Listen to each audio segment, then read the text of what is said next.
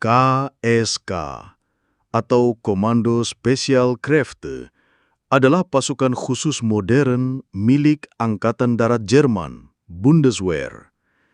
Unit ini resmi dibentuk pada tahun 1996 setelah Jerman menyadari bahwa mereka membutuhkan pasukan elit khusus untuk menghadapi ancaman global seperti terorisme, operasi penyelamatan sandara, dan misi rahasia di luar negeri. KSK direkrut dari prajurit terlatih Bundeswehr. Kemudian mereka menjalani pelatihan super ketat yang hanya bisa lolos oleh segelintir orang. Proses seleksi ini mirip dengan standar pasukan khusus dunia seperti SAS Inggris atau Delta Force Amerika. Para kandidat diuji fisik, mental hingga kemampuan bertahan hidup dalam kondisi ekstrim. Tugas utama KSK mencakup operasi anti-terorisme, pengintaian khusus, sabotase, penyelamatan sandara, hingga operasi luar negeri bersama NATO. Karena kerahasiaannya sangat tinggi, detail misi mereka jarang dipublikasikan. Namun diketahui bahwa KSK banyak diterjunkan ke Afghanistan sejak awal 2000-an. Mereka menjalankan operasi perburuan Taliban dan Al-Qaeda bekerja sama dengan pasukan khusus negara lain. Salah satu hal menarik, KSK sering digambarkan sebagai tentara bayangan Jerman. Bahkan dalam negeri sendiri, aktivitas mereka sering menjadi kontroversi karena kerahasiaan operasi dan dugaan infiltrasi ideologi ekstrim kanan di sebagian anggotanya.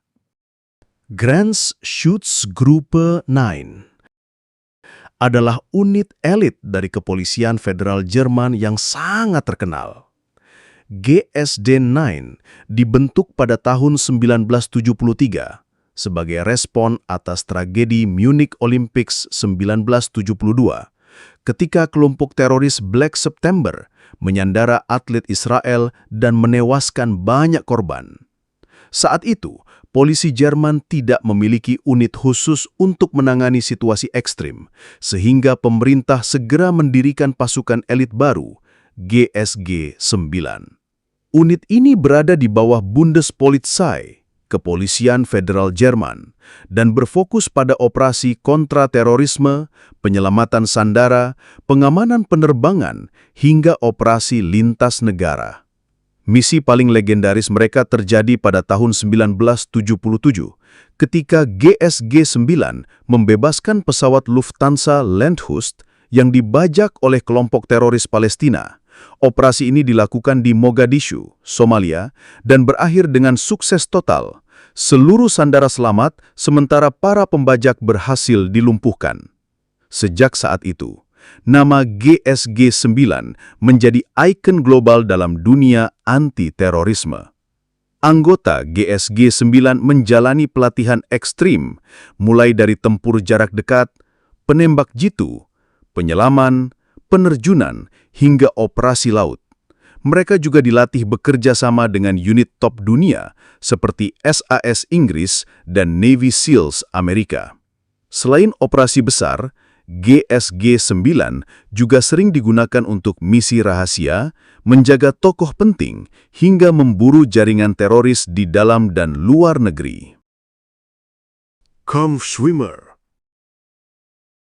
Pasukan ini merupakan unit komando laut Jerman yang dibentuk pada 1958 dan kini berada di bawah Deutsche Marine atau Angkatan Laut Jerman.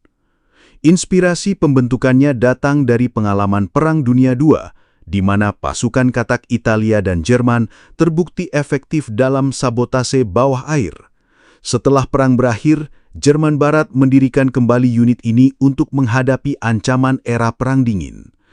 Tugas utama Kampfschwimmer adalah operasi maritim rahasia, mulai dari penyelaman sabotase, infiltrasi ke pantai musuh, operasi amfibi, hingga misi pengintaian bawah air. Mereka juga dapat digunakan dalam operasi kontraterorisme laut, seperti pembebasan kapal yang dibajak. Pelatihan mereka dikenal sebagai salah satu yang paling keras di Eropa. Calon anggota Kampfschwimmer harus melewati kursus penyelaman ekstrim, operasi bawah air dengan beban penuh, pertarungan jarak dekat hingga latihan bertahan hidup di laut terbuka. Bahkan hanya sebagian kecil kandidat yang mampu bertahan sampai akhir. Meskipun jarang terekspos media, Com Swimmer pernah bekerja sama dengan pasukan elit lain seperti SEAL Team 6AS dan SBS Inggris dalam latihan gabungan maupun operasi bersama. Mereka sering dijuluki sebagai bayangan di laut karena kemampuan menyusup diam-diam tanpa terdeteksi. Dalam struktur pasukan khusus Jerman, Com Swimmer adalah tombak operasi laut, setara dengan Navy SEALs milik Amerika. Fernspee-Lehr Company 200. Unit ini dibentuk pada 1961 di tengah ketegangan Perang Dingin. Saat itu, Jerman Barat sadar bahwa untuk menghadapi ancaman Blok Timur, mereka membutuhkan pasukan khusus yang mampu mengintai jauh ke belakang garis musuh. Maka, lahirlah Fernspee-Lehr Company 200, atau disingkat FSLK 200. Tugas utama mereka bukan menyerang, melainkan melakukan pengintaian jarak jauh, pengumpulan intelijen taktis, dan mengamati pergerakan musuh secara diam-diam. Mereka harus bisa bertahan berhari-hari hingga berminggu-minggu di wilayah musuh tanpa dukungan logistik langsung, hanya dengan perlengkapan yang mereka bawa. Karena perannya, latihan mereka sangat keras. Calon anggota dilatih untuk bertahan hidup di alam liar, menembus wilayah musuh tanpa terdeteksi, menggunakan peralatan pengintaian canggih, hingga melaporkan informasi dengan kode rahasia.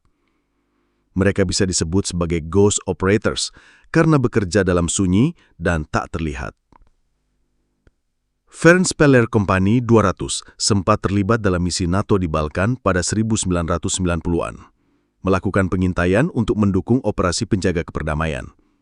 Mereka juga ditugaskan dalam Perang Afghanistan, mengumpulkan informasi vital tentang pergerakan Taliban untuk mendukung pasukan internasional. Namun, pada 2015, unit ini dibubarkan dan sebagian besar anggotanya dialihkan ke Komando Special Kräfte atau KSK. Divisi Brandenburg. Unit ini didirikan pada 1939 oleh Abwehr, Badan Intelijen Militer Nazi Jerman, atas prakarsa perwira intelijen Admiral Wilhelm Canaris. Berbeda dengan pasukan reguler Wehrmacht, Brandenburgers direkrut dari orang-orang dengan kemampuan khusus, fasih berbagai bahasa, berpengalaman di wilayah target, dan memiliki kemampuan infiltrasi tingkat tinggi. Tugas mereka bukan bertempur di garis depan, melainkan operasi sabotase, infiltrasi, dan perang rahasia di belakang garis musuh. Mereka sering menyamar sebagai tentara musuh atau warga sipil untuk menyusup, menghancurkan jembatan, merebut instalasi penting, atau memutus jalur komunikasi lawan sebelum serangan besar dimulai. Salah satu operasi terkenal mereka terjadi saat invasi ke Belanda dan Belgia tahun 1940, ketika pasukan Brandenburgers menyamar sebagai tentara Belanda untuk merebut jembatan strategis sebelum Wehrmacht masuk. Begitu pula di front timur, mereka sering masuk lebih dulu untuk mengacaukan pertahanan Soviet. Keberhasilan mereka membuat Division Brandenburg ditakuti sebagai pasukan hantu Nazi, namun metode operasi mereka yang sering melibatkan penyamaran dan sabotase dianggap melanggar hukum perang, sehingga banyak anggotanya dieksekusi jika tertangkap. Pada tahun 1943, unit ini diubah menjadi Panzer Grenadier Division, pasukan infanteri mekanis, sehingga kehilangan peran elit intelijennya.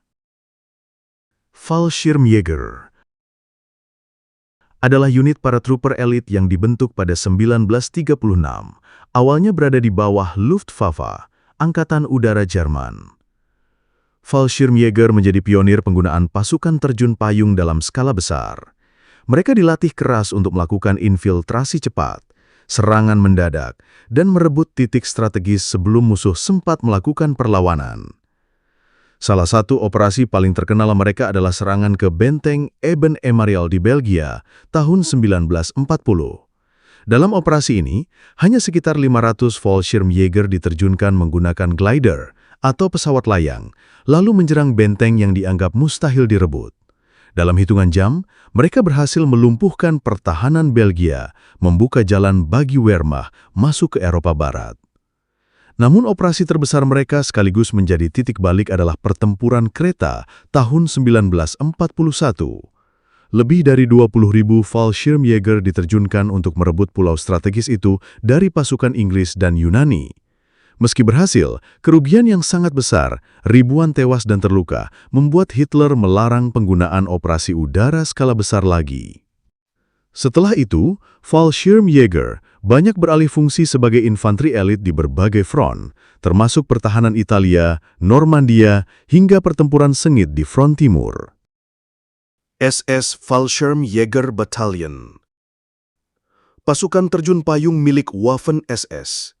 Unit ini dibentuk pada 1943, ketika Jerman sudah mulai terdesak dalam Perang Dunia II. Tidak seperti pasukan elit pada umumnya, sebagian besar anggotanya berasal dari tentara Waffen-SS yang bermasalah. Mereka yang pernah dihukum karena indisipliner, kriminalitas, atau pelanggaran berat. Namun alih-alih di penjara, mereka diberi kesempatan menebus dosa dengan bergabung ke unit ini. Akibatnya, banyak yang menyebutnya sebagai pasukan hukuman mati dengan seragam terjun payung. Peristiwa terkenal melibatkan mereka adalah Operasi Panzerfaust 1944, ketika unit ini ikut membantu Adolf Hitler mempertahankan kontrol atas Hongaria. Namun yang paling dikenang adalah Operasi Rosselsprung 1944, misi nekat untuk menangkap hidup-hidup musuh besar Nazi, Josip Broz Tito, pemimpin partisan Yugoslavia. Dalam operasi itu, ratusan SS Fallschirmjäger diterjunkan di dekat markas Tito di Drvar, Bosnia. Awalnya mereka berhasil menyusup, tetapi serangan balik pasukan partisan sangat brutal. Ratusan dari mereka tewas, dan Tito berhasil lolos hanya dalam hitungan menit. Meski gagal, operasi ini menunjukkan betapa berbahayanya unit ini, yang berani mengambil resiko misi bunuh diri demi tujuan strategis. Pada akhir perang, unit ini dirombak menjadi SS Fallschirmjäger Battalion 600 dengan personil lebih profesional. Mereka berperan dalam pertahanan Jerman di front timur melawan pasukan Soviet hingga akhirnya hancur total menjelang kekalahan Nazi tahun 1945. Sonderkommando Dirlewanger. Berbeda dari pasukan elit lain, anggota Dirlewanger bukanlah prajurit terlatih sejak awal. Mereka berasal dari narapidana kriminal berat. Nazi memberi mereka kesempatan kedua dengan syarat bertugas di unit ini. Akibatnya, unit ini segera mendapat reputasi sebagai pasukan kriminal bersenjata. Awalnya, Sonderkommando Dirlewanger hanya ditugaskan di Polandia untuk memburu partisan.